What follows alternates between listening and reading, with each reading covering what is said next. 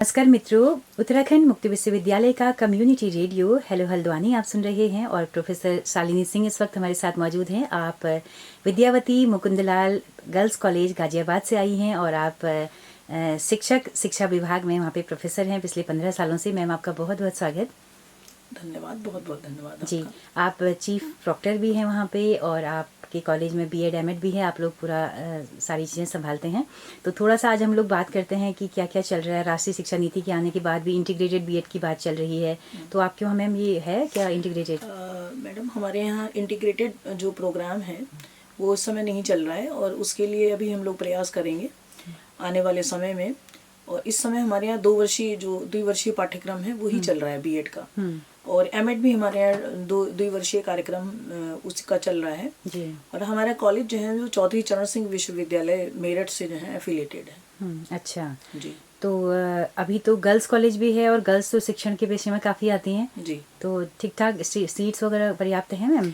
Ma'am, हमारे यहाँ अगर देखा जाए तो बीएड के हिसाब से एक यूनिट है हमारी, 50 स्टूडेंट्स हैं बीएड फर्स्ट ईयर में और 50 सेकेंड ईयर में। अच्छा, और एमएड में? तो और एमएड में मैम, एमएड में भी 50 सीट्स हैं। अच्छा। तो हम अगर देखेंगे तो गाजियाबाद जिले के हिसाब से सीट्स तो आजकल तो जनसंख्या इतनी है कि जो है सीट्स कितनी भी बढ़ा दी जाए सरकार की कमी हो जाती है, कभी न कभी जो है वो उनकी कमी महसूस सी होती है। जी जी। लेकिन कुल मिलाकर के जितनी भी हमारे पास फैसिलिटीज हैं और जितनी हमारी सीट्स हैं उसके हिसाब से हम अपना बेस्ट देने का प्रयास करते हैं जी। मैम, कितना पुराना ये कॉलेज है और आसपास के कितने दूर दूर के इलाके के बच्चे यहाँ पे पढ़ने आते हैं? मैम, ये जो कॉलेज है हमारा ये 1961 में स्टैब्लिश हुआ था। अच्छा। तो इसको जो है करीब 66 वर्ष होने वाले हैं, धीरे धीरे 65 वर्ष पूर्ण कर चुका है।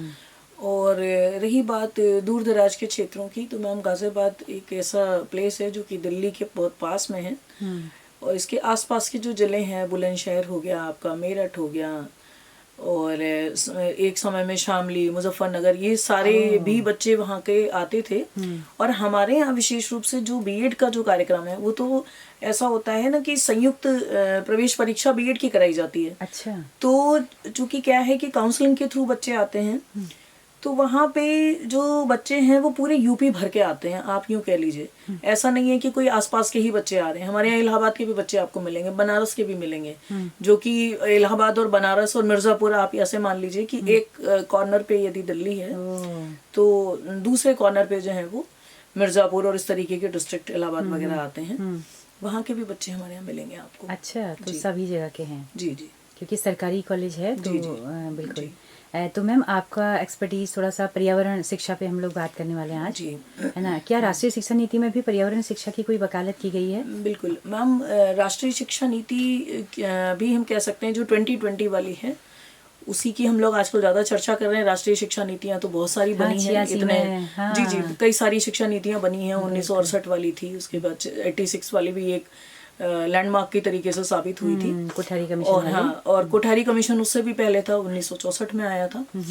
तो अभी क्या है कि ये जो एनईपी हम बात करते हैं, एनईपी 2020 पे, तो एनईपी 2020 भी यही कहता है कि जो पर्यावरण शिक्षा जो एक विषय है वो मतलब जो एक इस विषय को मतलब हर क्लास में फर्स्ट क्लास से लगा करके ग्रेजुएशन पोस्ट ग्रेजुएशन तक जो है वो उसको कंपलसरी बनाया गया है कि इसका जो नॉलेज है वो हर बच्चे को होना चाहिए। जैसे प्रथम कक्षा में पढ़ने वाला जो बच्चा है उसको भी पर्यावरण के प्रति हम ये जागरूक करते हैं कि बेटा अगर पानी कहीं पर गिर रहा है तो उसको टैप को आपको बंद कर देना है, नल को आपको बंद कर देना है, फूल नहीं तोड़ने हैं, है ना। और जो हमारा जो कूड़ा कचरा है उसको भी हमको डस्टबिन में ले जा करके डालना। ये हम फर्स्ट क्लास से बच्चे को, बल्कि और कहें प्री नर्सरी से ही, बल्कि इन सब चीज़ों की शिक्षा जो है वो देना शुरू हो जाते हैं।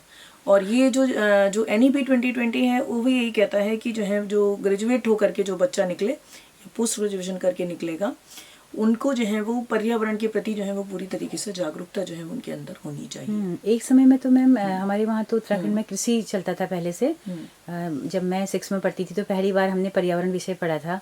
तो हम लोग फिर गांव का मॉडल तैयार करते थे मिट्टी से। बिल्कुल। गांव में हम लोग जाते थे, वहाँ के नौले धारों को देखते थे कि कितने पानी की कमी हुई है, कितनी वर्षा कितनी हुई, तो मापते थे। तो बड़ा एक इंटरेक्शन होता था सीधे बच्चों का गाँव से।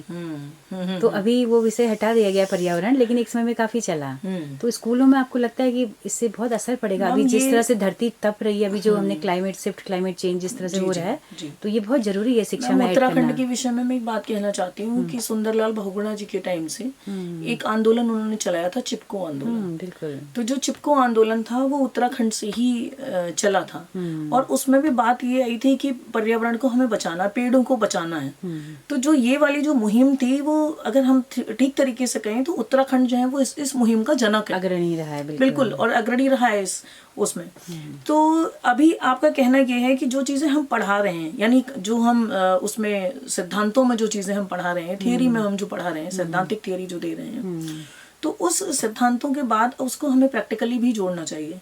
जैसा आपने कहा कि हमने पढ़ा दिया, पढ़ाने के बाद अब उसका जो पढ़ाई का जो इम्प्लीकेशन है, अनुप्रयोग जो है ज्ञान का, वो अनुप्रयोग भी बहुत आवश्यक है। तो जो बात आपने कही है वो बहुत सही बात है कि गांवों की ओर जो है, हम कह ही रहे हैं कि जो है शहर से लोग गांवों की ओर चल रहे हैं। तो जो चीजें देखिए, अभी बीच में क्या था कि जो रेफ्रिजरेटर्स वगैरह हैं, ये सब चीजें हम लोग यूज करने लगे थे।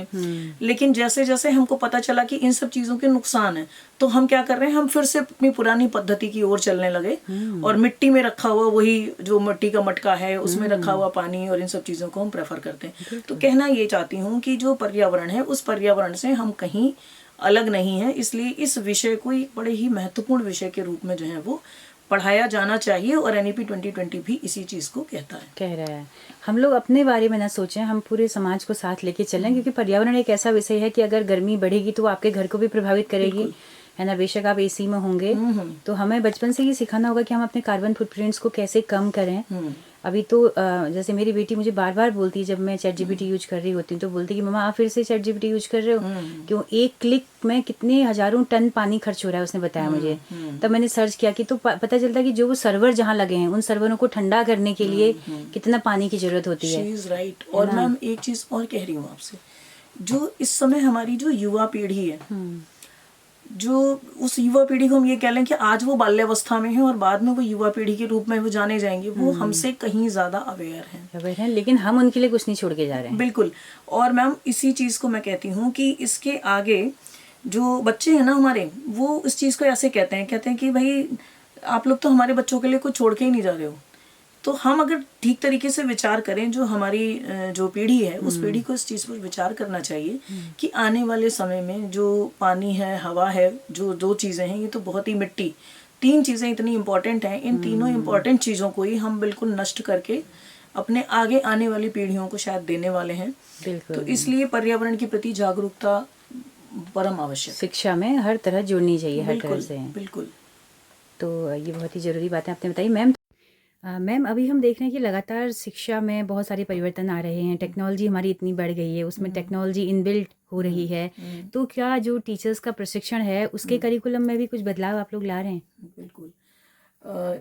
काफ़ी समय पहले जो है वो जो बीएड का जो पाठ्यक्रम था, वो 1 वर्षीय पाठ्यक्रम हुआ करता था, और एमएड भी 1 वर्षीय पाठ्यक्रम था। लेकिन 2015 के बाद से जो बीएड का पाठ्यक्रम है वो भी जो है वो 2 वर्षीय पाठ्यक्रम कर दिया गया, और एमएड वाला वो भी 2 वर्षीय पाठ्यक्रम कर दिया गया। और दूसरी चीज़ क्या है कि आपने पूछा कि जो समय जैसे जैसे बदलता जा रहा है, क्या शिक्षा के बदलते स्वरूप के साथ शिक्षक की भूमिका भी बदल रही है? तो निश्चित तौर पर शिक्षक की भूमिका बदल रही है। जो पहले जो पुरानी जो पद्धतियाँ थी, उन पद्धतियों में जो लेक्चर स्ट्रैटेजी थी, वो लेक्चर स्ट्रैटेजी जस्ट एक ये होता था कि टीचर आता था और क्लास में अपना पढ़ा करके और चला जाता था। लेकिन जैसे जैसे समय बदला, उसमें ये समझ में आया कि हमें क्लास को जो है डेमोक्रेटिकली, यानी हमारा जो डेमोक्रेटिक जो आइडियल्स हैं, जो प्रजातांत्रिक जो आदर्श हैं, उनको हमको फॉलो करना चाहिए। इसलिए क्या है कि जो स्ट्रैटेजी है उसमें भी चेंज लाया जाना चाहिए। तो तमाम सारे सब्जेक्ट्स हैं, केवल साइंस की हम बात ना करें, उस साइंस विषय के अतिरिक्त और भी कई सारे विषय हैं जिनको कि डेमोन्स्ट्रेशन के थ्रू जो है वो पढ़ाया जाए, चाहे वो संगीत विषय हो और चाहे जो है वो हिस्ट्री ज्योग्राफी हो। उन विषयों को भी जब हम उसके साथ डिमॉन्स्ट्रेशन के साथ पढ़ाते हैं तो तुरंत देख करके भी चीज़ों को समझ में बच्चों को आता है। दूसरा जो प्रोजेक्ट स्ट्रैटेजी है, उस स्ट्रैटेजी का भी प्रयोग जो है वो शिक्षा के हर लेवल पे किया जा रहा है।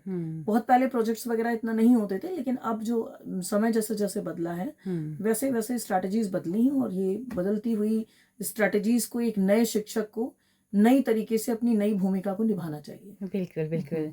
कितना लोग रुचि रखते हैं शिक्षण के पेशे में। गर्ल्स पहले तो ये समझा जाता था कि उनके लिए शिक्षण का पेशा ही सबसे उचित है, लेकिन आज अलग अलग पेशों में उन्होंने अपनी धाक तो जमाई है, लेकिन शिक्षण का पेशा छोड़ा नहीं है ना। अभी हम अगर प्राइवेट स्कूल्स की बात करें पूरे हल्द्वानी शहर में या कहीं भी देश भर में देख लें तो सबसे ज़्यादा टीचर्स आपको महिलाएं दिखेंगी ना माध्यमिक शिक्षा में।